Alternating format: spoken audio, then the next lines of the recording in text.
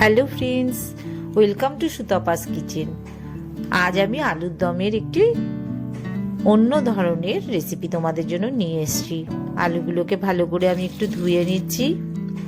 Pressure কুকারে আলুগুলো একটু আমি বয়েলড করে নেব। এদিকে দেখো এলাচি, দারচিনি, লবঙ্গ, শুকনো লঙ্কা, সাদা জিরে, ধনে আর পোস্ত এগুলো একটু দেখিয়ে দিলাম।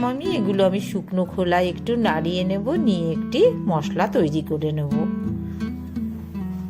এদিকে দেখো, এদিকে হচ্ছে চারমগজ আর একটু কাজু, এটারও কিন্তু আমি পেস্ট করে নেব। টমেটো 7-8টা মতন, কাঁচা লঙ্কা আর আদা এরও কিন্তু আমি পেস্ট করে নেব। এবার শুকনো খোলায় এই মশলাগুলো আমি একটু নাড়িয়ে নিচ্ছি। গ্যাসের ফ্লেমটা কিন্তু একদম কমানো আছে। যখন এগুলোর থেকে দেখবে একটু অল্প অল্প করে ধোঁয়া বেরোচ্ছে, তখন কিন্তু তোমরা গ্যাসের ফ্লেমটা বন্ধ করে দেবে। আমিও কিন্তু বন্ধ করে দিলাম। এবার এর একটা পেস্ট করে নেব। তেলের মধ্যে আলুগুলোকে ছেড়ে দিচ্ছি। আলুগুলো একটু ভাজা করে নেব। 1 চামচ মতন লবণ, 1/2 চামচের মতন হলুদ দিয়ে আলুগুলো একটু ভেজে নিচ্ছি।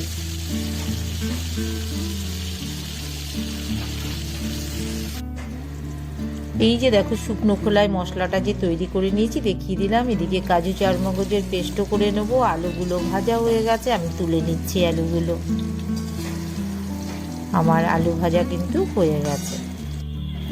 এবার তেলের মধ্যে সাদা জিরে, একটু শুকনো লঙ্কা আর একটু তেজপাতা দিয়ে ফোড়ন দিয়ে নিয়েছি। ফোড়নের গন্ধটা যখন বেরিয়ে এসছে প্রায়, এখন আমি কিন্তু একটু হলুদ এই তেলের মধ্যেই মিশিয়ে দিলাম। কাশ্মীরি লাল লঙ্কা এটা একটু জলে গুলে নিয়েছি। সমস্ত মশলাগুলো কিন্তু আমি একই সাথে কষিয়ে নেব। আমার কিন্তু মশলা অনেকটাই কষে এসছে। এবার আমি দেখো টমেটো, কাঁচা লঙ্কা, আদার যে পেস্ট করে রেখেছিলাম সেই মশলাটা কিন্তু মিশিয়ে দিচ্ছি 2 চামচ মতন। একই সাথে মশলাগুলো খুব ভালো করে কিন্তু আমি কষিয়ে নিচ্ছি। শুকনো মশলাটা যেটা করে রেখেছিলাম সেই মশলাটাও কিন্তু আমি 2 চামচ মতন মিশিয়ে দিচ্ছি। মশলাগুলো তেলের মধ্যে ভালো করে কষিয়ে নেব। খুব ভালো করে কিন্তু মশলা আমার কষে এসছে।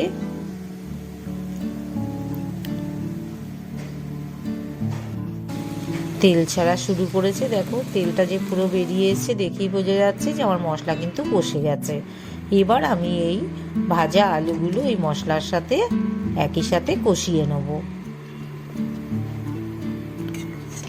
একটু কষিয়ে নিচ্ছি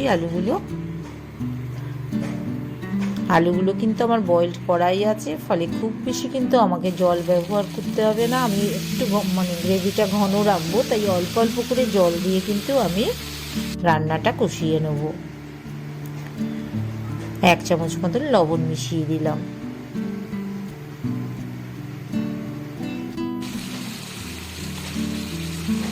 দেখো কালারও চলে এসছে অলরেডি, ভালো হয়েছে বেশ, অনেকটাই কষা আমার হয়ে এসছে। এবার কাজু আর চারমগজের যে পেস্ট করা আছে সেই পেস্টটা কিন্তু আমি মিশিয়ে দিলাম। একটু উল্টে পাল্টে নিচ্ছি। গ্রেভিটা বেশ হয়ে এসছে আমার। 2 চামচ, বড় 2 চামচ দই আমি ফেটিয়ে রেখেছিলাম, দইটাকেও আমি মিশিয়ে দিলাম। 1 চামচের মতন চিনিও মিশিয়ে দিচ্ছি।